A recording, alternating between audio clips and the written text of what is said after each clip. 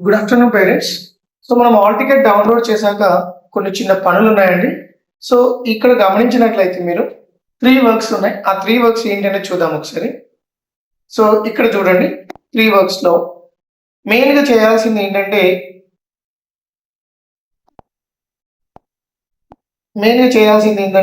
పిల్లవాడి యొక్క photo play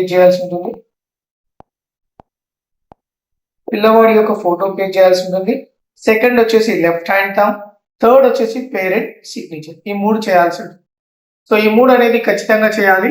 1 candidate photo, 2 వచ్చేసి left hand thumb, third one parent signature. And more over exam హాల్‌కి వెళ్ళేటప్పుడు ఏమేమి తీసుకెళ్ళాలి? 1 is Aadhaar card, second one is passport size photo.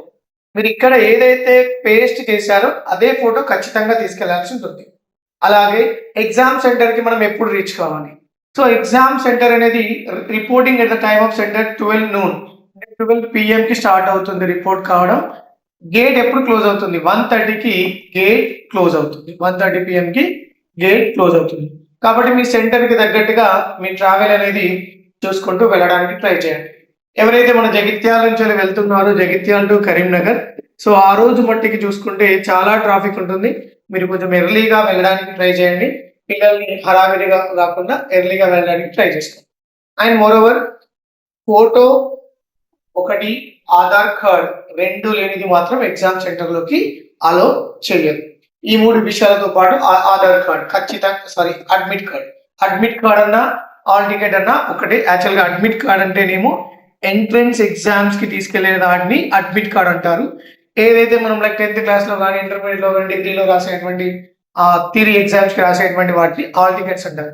అంతే అండి. ప్రతి ఒక్కరు అడ్మిట్ కార్డ్, హాల్ టికెట్ ఒకటే నాకు అడుగుతున్నారు. అడ్మిట్ కార్డ్ అంటే ఎంట్రన్స్ ఎగ్జామ్స్ కి ఇచ్చేటువంటి వాటిని అడ్మిట్ కార్డ్ అంటారు. థియరీ ఎగ్జామ్స్ కి రాసేటువంటి వాటిని హాల్ టికెట్స్ అంటారు. అంతే తేడా అండి. Okay, thank you. ఇంకా మీకు ఏదైనా డౌట్స్ ఉంటే ఈ వీడియో చూశాక కాల్ చేయొచ్చు. Thank you. Have a nice day.